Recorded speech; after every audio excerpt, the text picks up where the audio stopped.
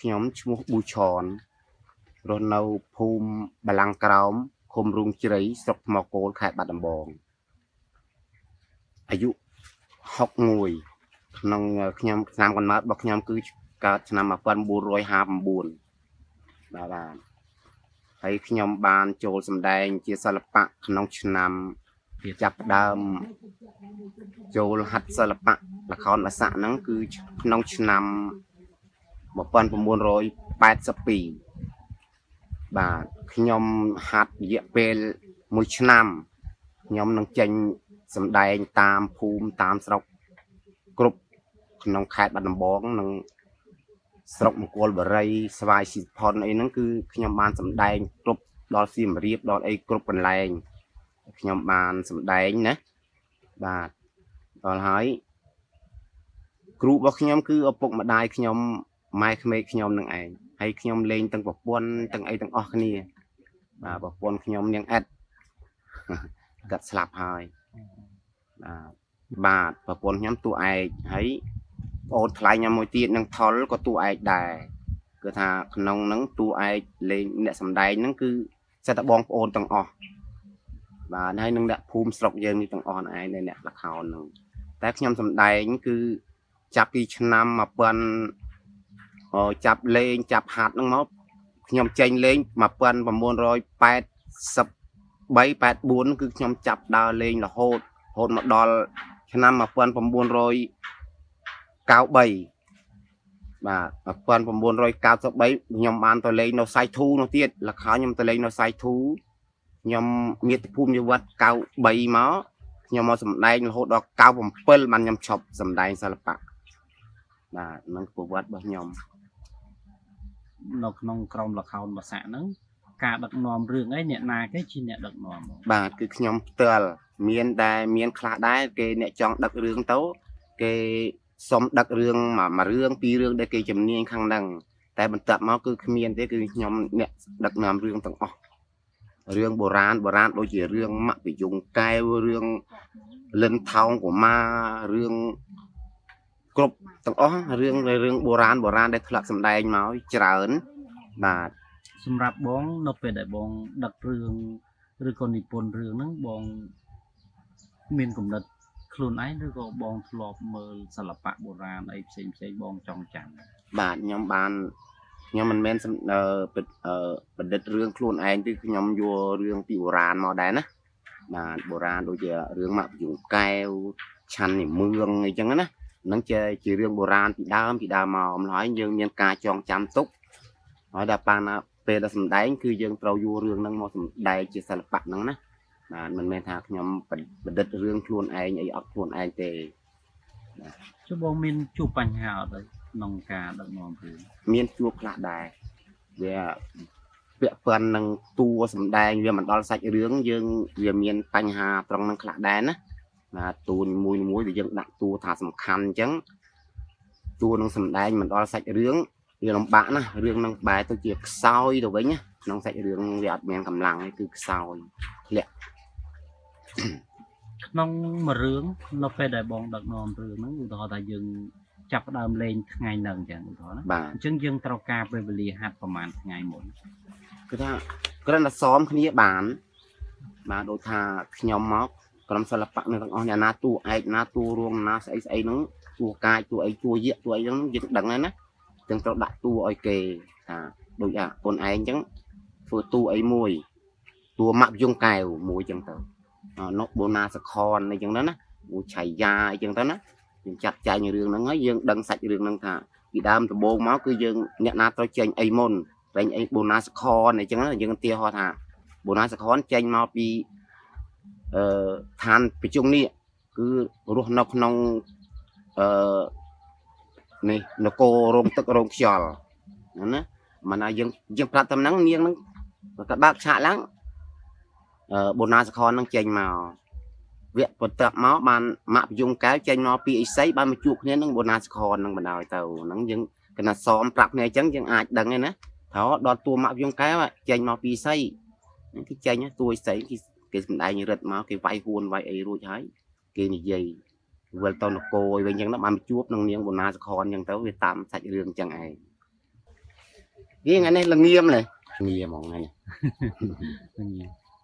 ចំពោះល្ខោនបាសាក់គឺត្រូវវាហួនចឹងឯងណាអូនក្បួនហួនចេញមកវាមានហួនតួឯកហួនតួយៈហួនស្វាហួនដំបងអីចឹងណាយើងមានហួនគ្រប់កផ្លេទាំងអស់គេថាសិល្បៈតួនីមួយដូចនាងថុលនាងអិតដែលជាប្រពន្ធរបស់ខ្ញុំហ្នឹងនាងថុលដែលជាប្អូនរបស់ខ្ញុំហ្នឹងក៏គាត់ចូលរួមចេះហួនវាយទាំងអស់ទៅបីតាកូនស្រីហ្នឹងក៏ចេះវាយដែរហើយដូចសម្លាញ់ខ្ញុំម្នាក់ដូចភាពចឹងក៏បានចូលរួមមួយក្នុងកាត់ក៏វាយហួនស្អាតដែរបាទដំបងហួនធ្នួយក៏កាត់វាយល្អណាស់มันខុសគ្នាទេឡើយតែកាលណាដែលខ្ញុំបានចូលប្រឡូកនឹងសិល្បៈល្ខោនបាសាក់ហ្នឹងច្រើនឆ្នាំដែលបានជួបជុំគ្នាជាមួយមិត្តភ័ក្តិបងប្អូនហ្នឹងគឺថាសម្ដែងម្ដងគឺមានកម្លាំងទឹកចិត្តល្អណាស់តែហួនវាមានច្រើនបែបយ៉ាងដែរណាអូនវាមានក្បាច់ក្បោរបស់វាចឹងមកណាយើងពងវាចឹងមកដំបងក៏ចឹងដែរមានដំបងមើលបាសាក់កាត់បាសាក់คลายមេវត្តខ្មងមេ8ទិសហ្នឹងណានឹងដំបងច្រើនណាស់ហួនពាត់ធ្នូហួនរឿងនេះហួនមាន3 4 5យ៉ាងប៉ុន្តែបើហួនតួឯកផ្សេងហួនតួកាចផ្សេងហួនតួយៈផ្សេងហួនតួកុមារផ្សេងអញ្ចឹងណាបាទចឹងមានន័យថាហួនហ្នឹងគឺបញ្ជាក់អំពីលក្ខណៈតួនីមួយដែលហួនហ្នឹងសម្រាប់តែពេលតួដែលមានសិលទេណាតួដែលចេញមកពីឥសីអញ្ចឹងណានឹងទៅរៀនឥសីចេញមកវិញដែលមានសិលគឺវាយហួនណាតែបើតួអត់មានសិលអត់វាយហួនបានទេចេញមកពីឥសីហួនចេញមកពីឥសីវាយឃើញទេណាម្ដងទៀតហួនមួយឃើញទេ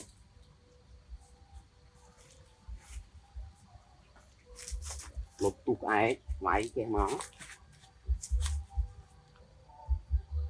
ទ្រង់ព្រះនាមសង្សរជ័យចឹងណាហ្នឹងឯងហួនមើលនៅទូឯកគេចេញមកគេវាយអាចឃើញនេះពួងតមួយទៀតហ្នឹងអូនណានេះឲ្យឈ្មោះហើយទ្រង់ព្រះនាមព្រះធនវង្សអញ្ចឹងណាហួនគេឆាល់មកដល់ហួនតួកាយបើហួនយៈគេចឹងណាហួនយៈចេញមកគឺគេមូដោយអាវមិនដែលឆ្លយក្រោយគេមូដោយអាវគេស្រែកមកមិនហើយពួងក៏មិនដូចតួដែរអូខុសគ្នាតួយៈអូបាទហ្នឹងហើយកន្លែងចង្អៀតមិនអាចធ្វើឲ្យបានស្អាតហើយដីចេះទៀតហួនវាស៊ីធំមកហើយលោកចេញវាយឆាវនោះវត្តពេញមួយឆានហ្នឹងឯងប៉ុន្តែបាច់នៅខ្លួនមើលនៅទាំងអស់ហួនដបងហួនអីមកចេញមកបាច់អញ្ចឹងណាវាឆាល់អញ្ចឹងបណ្ដោយបងវាយហួនហ្នឹងគួរគេមកអញ្ចឹងវាយបងហើយឆាទាំងនោះវាទើហៅវាទើឯងយើងអត់អីវាធ្វើវាមិនបានស្អាតបាទបងថាគេប្លែកឆាច់ព្រោះណាមកនេះមកពួងហ្នឹងណាហើយយើងចាក់ច្រៀងណាយើងចាក់ច្រៀងក៏យើងកាយវិការដំបងយើងក៏តាមនឹងដែរណាបាទយើងច្រៀងកាយវិការអញ្ចឹងដំបងយើងនៅរស់រវើកឃើញទេអញ្ចឹងណាហើយយើងតោះច្រៀងប្រខនវាសាក់តែកាលណាយើងជួបគ្នាសត្រូវគឺអត់មានមកឈួរនិយាយចេះចុះអីទេអត់ទេគឺអ្នកទៅណាមកពីណាអ្នកឯងមកមានការអីចេះចឹងណាគឺសិតតែអញ្ចឹងរហូតកាយវិការគឺទាំងព្រមទៅចឹងបណ្ដោយគឺអ្នកឯងមកពីណាហេតុអីរឿងអីចឹងណានឹងយើងត្រូវទៅចាស់អត់មាននៅស្គៀមទេវល់ឆាល់អ្នកឯងរហូតត្បងមិនមែនចេញមកចេះតែវាយហួនទេគឺថាតួឯក bờ chênh mau pi ấy sấy cứ đăng là vai huồn bà vai huồn bờ ăn miên sao thế mình ai vai huồn bàn thì bờ mình men chỉ trao ấy sấy rồi còn môi chỉ tê vật đa rồi môi chỉ vật ăn ấy thế mình ai vai huồn bàn thì បាទអញ្ចឹងបងប្អូនដែលកំពុងទទួលសនាបងប្រុសដែលជាតួឯកល្ខោនបាសាក់កាលពីឆ្នាំ82នោះគាត់មានប្រសាសន៍បញ្ជាក់ថាការវាយហួនគឺយើងមិនអាចវាយបានគ្រប់តួអង្គទេលុះត្រាតែតួអង្គដែលមានសិលវិជ្ជាហើយចេញពីអីសី ហ្នឹង ទៅយើងអាចវាយបាន បាទបើក្នុងរឿងសម័យអត់វាយបានទេបើតិនរឿងបុរាណដែរណាអូន បាទ តិនរឿងបុរាណមានអិសីមានប្រអិនមានប្រព្រំអីចឹងមកបានអាចវាយហួនបាន អូបាទនេះជាចំណុចពិសេសមែនទែនបងប្អូន បាទ យើងមិនអាចមិនធ្លាប់ដឹងនេះគឺជាការចែករំលែកដ៏ល្អពីបងប្រុសបាទដែលគាត់បានបញ្ជាក់អំពីរបៀបរបបនៃការវាយហួនបាទ កាយវិការបើសិនជាយើងនិយាយឲ្យគ្មានកាយវិការក៏អត់ទៅរួចដែរសិល្បៈល្ខោនរស័ក្តិណាមិនមែនដូចជាខ្សែភាពយន្តយើងទេ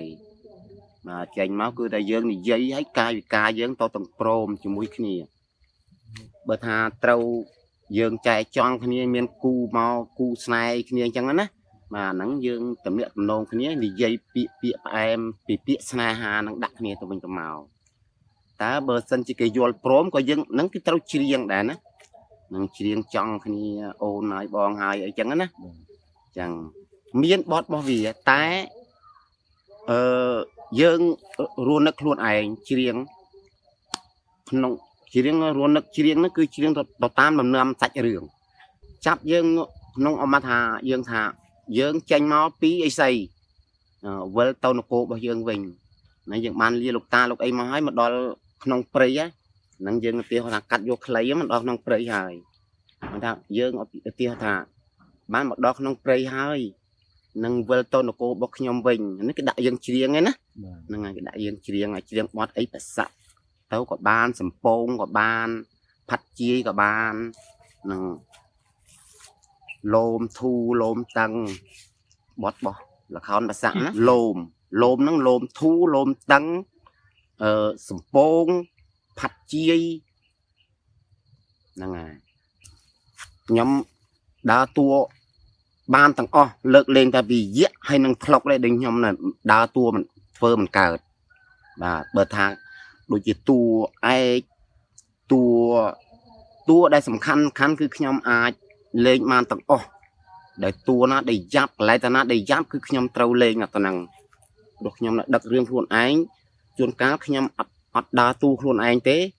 ខ្ញុំឲ្យគេដើរតួព្រោះខ្ញុំដឹករឿងរួចហើយខ្ញុំយកតួមួយសម្រាប់ឲ្យខ្ញុំនឹងលេងជាមួយគេដែរតែខ្ញុំមិនមែនជាតួសំខាន់ទេខ្ញុំដឹករឿងហើយណាអូនបាទហើយខ្ញុំបើតួណាដែលសំខាន់គឺខ្ញុំលេងខ្លួនឯងដូចថាបើសិនជាតួណាដែលមិនសំខាន់ទេខ្ញុំដឹករឿងហើយខ្ញុំអត់បានលេងតួហ្នឹងទេខ្ញុំឲ្យគេលេងជំនួសខ្ញុំបាទអញ្ចឹងមានន័យថាកាលណាបងដឹករឿងនៅក្នុងសាច់រឿងហ្នឹងគឺបងគ្រាន់តែតួអមទេបងមិនអាចតួអមទេខ្ញុំមិនអាចទៅចូលនាំផង បាទវាឆ្នុនបាទអញ្ចឹងបាទពួកអីតាមដែលខ្ញុំចងចាំខ្ញុំធ្លាប់មើលការសម្ដែងរបស់បងកាលពីខ្ទង់ឆ្នាំ83 84ណាបងបាទអញ្ចឹងឃើញថាទេពកោសល្យសម្ដែងរបស់បងគឺល្អបាទហើយជាពិសេសគឺសាច់រឿងតែម្ដងសាច់រឿងដែលបងដឹកនាំហ្នឹងភាគច្រើនគឺជារឿងដែលលន់លងលលោចមានន័យថាជារឿងសាច់រឿងមួយដ៏ល្អប្រពៃបងបាទនេះជាសមត្ថភាពបាទបងប្អូនដែលកំពុងទស្សនាបងប្រុសប៊ូឆនបាទបច្ចុប្បន្នគាត់មានវ័យ61ឆ្នាំហើយអតីតជាសិល្បករល្ខោនបាសាក់បាទវងខ្ញុំនេះដាក់ឈ្មោះល្ខោនបាសាក់សហជីពឃុំរូងជ្រៃបាទឈ្មោះល្ខោនខ្ញុំឲ្យដឹកនាំដោយលេងសុខាល្ខោនវាឆយបាទនៅដូចជាឆយគាត់ល្បីទៅគេមិនហៅល្ខោនតខាទេគេហៅល្ខោនវាឆយខ្ញុំឈប់ហើយខ្ញុំឈប់សម្ដែងហើយតែនៅពួកម៉ាក់ខ្ញុំបើកវងល្ខោនមកវងដែរនៅខាងបណនបាទបើកហើយក៏យកខ្ញុំទៅសម្ដែងជាមួយគេដែរ nó hay nhom thả nhom mình bàn tàu tế nhom chả hơi sầm lý ông pet nhom tập tay nhom cắt ấy luôn nhom tầng o nhom che tăng pi bạc đen bạc ấy tầng o cắt cương cắt các băng ấy nhom che tầng o bà ចឹងមានន័យថាសម្ភារៈល្ខោនបាសាក់គឺបងអាចរៀបចំ រៀបចំបានយ៉ាងស្រួលអត់មានបញ្ហា អូ តាំងពីទាំងអស់និយាយពីរឿងមកគ្រឿងទាំងអស់តាប់ឡូដល់អីខ្ញុំចេះរៀបចំតុបតែងទាំងអស់ហោះហ្នឹងគេប្រើខ្សែរ៉តហោះត្រង់ហោះឆ្វែលហោះឡើងលើអីខ្ញុំចេះរៀបចំហោះទាំងអស់ហើយខ្ញុំក៏ធ្លាប់ហោះដែរនោះ បាទ បាទខ្ញុំធ្លាប់សម្ដែងហោះហ្នឹងឯង បងនៅជ្រៀងបានទេបច្ចុប្បន្ន បាទនៅបាន បាទឥឡូវសូមបងដាក់បទបាសាក់មួយណាដែលបងជំនាញច្បាស់ហើយបងនៅចាំបងស្រឡាញ់ ងាយចេះដូចច្រៀងមិនព្រោះហេតុហ្នឹង នេះគ្រាន់តែជាការរំលឹកទៅដល់អតីតកាលចាស់កាលពីជាង30ឆ្នាំមុនបាទអញ្ចឹងបងប្អូនដែលកំពុងទស្សនានៅពេលបន្តិចទៀតខ្ញុំនឹងអញ្ជើញបងប្រុសប៊ូឆនដែលជាតួឯកល្ខោនបាសាក់នៅក្នុងឆ្នាំ82រហូតដល់ឆ្នាំ93បាទគាត់នឹងធ្វើការបកស្រាយបទចម្រៀងបាសាក់ជូនបងប្អូនដើម្បីបានសម្ដាប់និងទស្សនាដូចតទៅបាទអញ្ចឹងសូមគោរពអញ្ជើញបង យើងច្រៀងមិនចប់ទេយើងច្រៀងមកអីចឹងហើយណាបាទ បាទឲ្យតែបង វាងាយផងសុំទោសមិនបានព្រោះទេល្ងាញអស់អញច្រៀងបត់លោមតាំងបាទ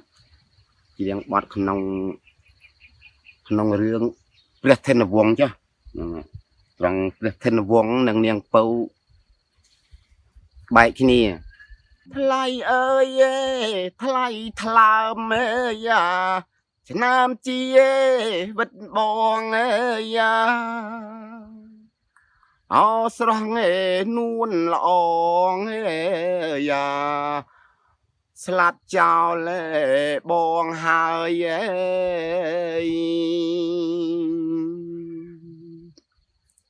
ថ្លៃអើយថ្លៃថ្លើមយ៉ាឆ្នាំជាវិតបងអោស្រស់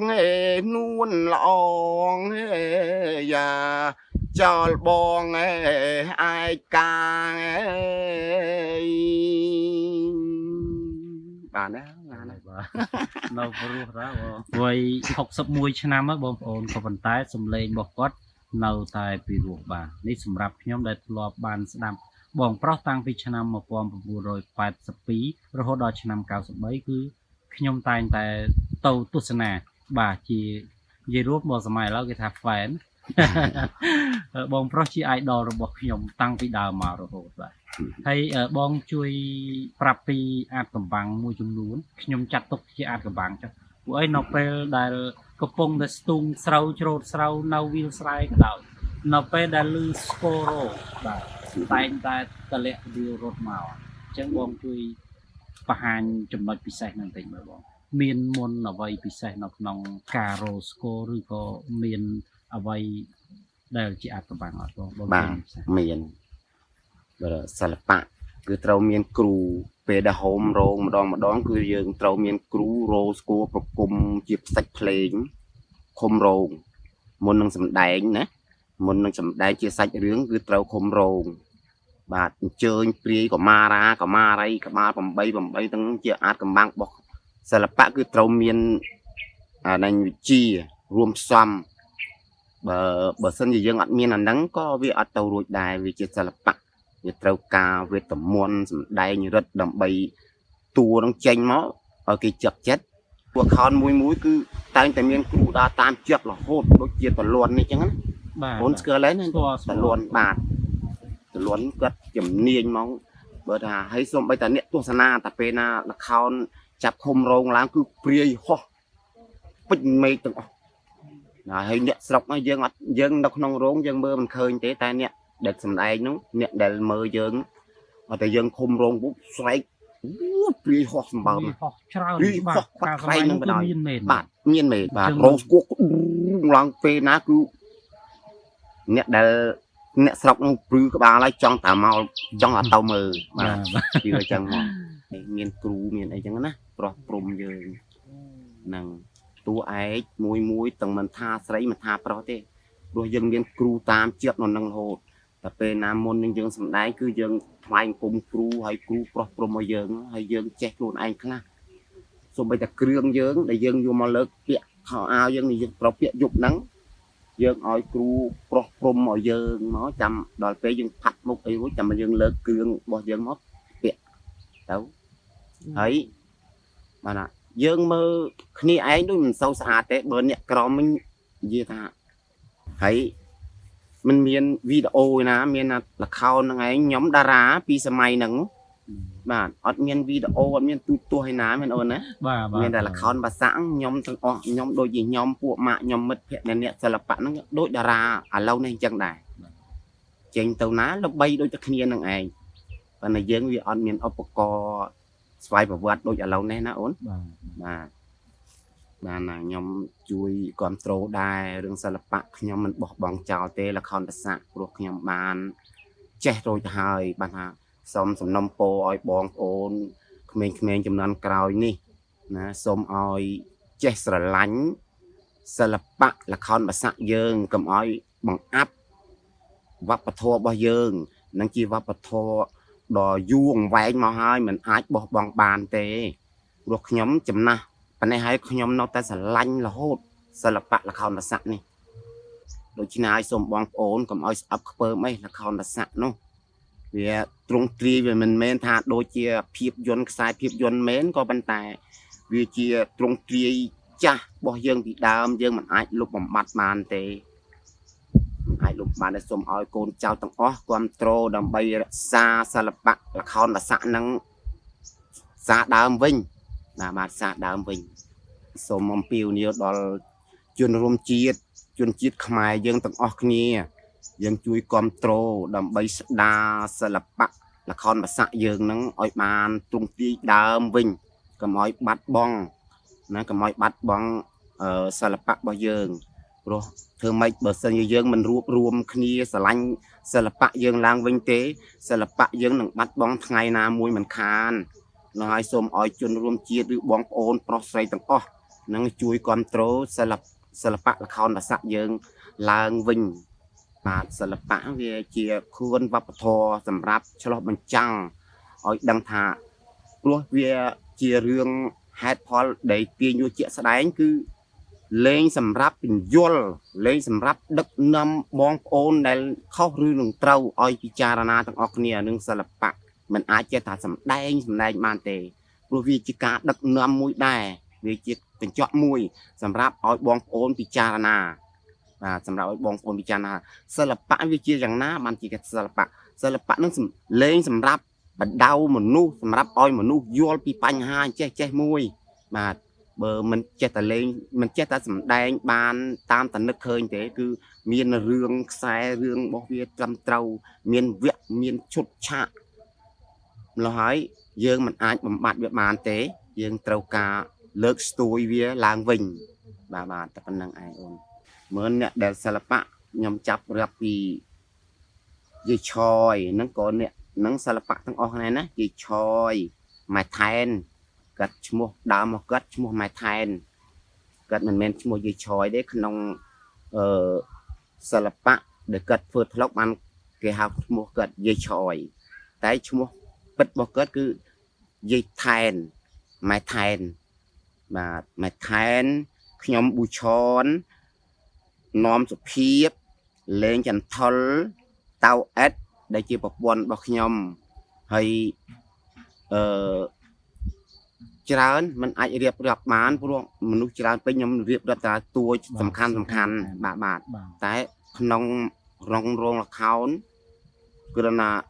អ្នកសិល្បៈទាំងតូចទាំងធំមាន70 60 70នាក់បាទហើយមួយឡានអាកម្មអី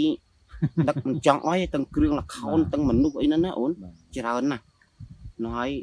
ជួនកាលមិនមែនថាដល់ពួកយើងនៅក្នុងនេះទេល្ខោនចេញពីផ្សេងមកគឺមកសុំយើងលេងអញ្ចឹងណា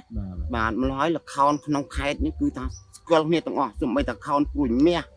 ក៏ខ្ញុំជាប់ទៅសម្ដែងជាមួយល្ខោនលិនជឿនក៏ខ្ញុំទៅសម្ដែងមួយក្នុងខេត្តបាត់ដំបងនេះមានល្ខោន 3 4 វងបាទល្ខោនព្រួយមាសល្ខោនលិនជឿននុតថាចល្ខោនយាយឆយបាទ nói để mất để cho rùm thầm này nó cứ miên slap là đôi chia bằng con ấy tu cha đi cất slap hỏi cất nhẹ slap bạc để dương bàn cho rùm cho mui kia thầm này chung kia bà បងក្រុមបងធ្លាប់បានចូលរួមប្រឡងប៉ុណ្ណាអីទៅ nhóm prolong bà nhóm prolong nâu còn lại nó bắt đầu bóng nhóm prolong nâu rong đọc bay mẹ gà nhóm tôi prolong tầng tầng ban nhóm mình ta vua tầng o tao tế đó vua ta nét đại sầm khăn mà hẳn bà hãy vua tấu nông sạch rương nó kê mình ao dương tay krương té oi vay huôn thom mà đá bà oi vay huôn nè cái nặng cam cá để đặt oi máu cái đặtสำหรับដាក់เป็นตุយើង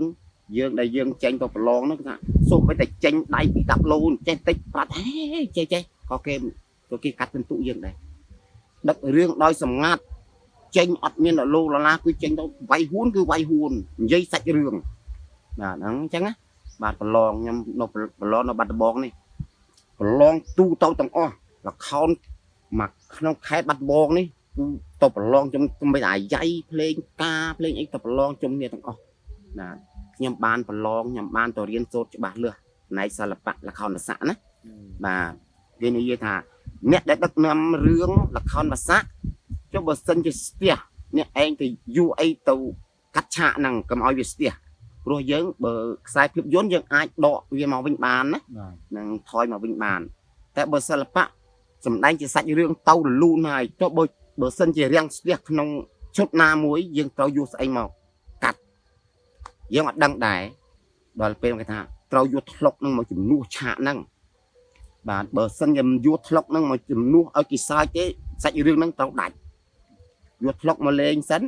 យើងរៀបចំសាច់រឿងរបស់យើងថ្លុកលេងឈុតមួយឆាកហ្នឹងចប់ចាំយើងដើរសាច់រឿងចឹងវិញចឹងហើយ ត្រូវបត់បែន បាទបត់បែនអូអត់បានទេ ព្រោះគេកំពុងទស្សនាថា បាទមកដាច់ឆាកវាទូផ្ទះមកហើយយើងមិនដឹងថារស់ស្អីបានយកថ្លុកនឹងរុញថ្លុកលេងអ្នកឯងលេងអីលេងសិនយើងសេរីរឿងរបស់យើងនេះចប់បានយើងដើរសាច់រឿងរបស់វិញយើងលូនទៅវិញខ្ញុំបានចំណាត់ថ្នាក់លេខ2សិល្បៈរបស់ខ្ញុំនុតថាច់បានលេខ1ខ្ញុំបានលេខ2លិនជឿនបានលេខ3អូបាទបងចូលរួមប្រឡងក្នុងឆ្នាំ8ប្រហែលឆ្នាំ1000មើលទៅសិនខ្ញុំប្រហែលជាប្រហែលអី1987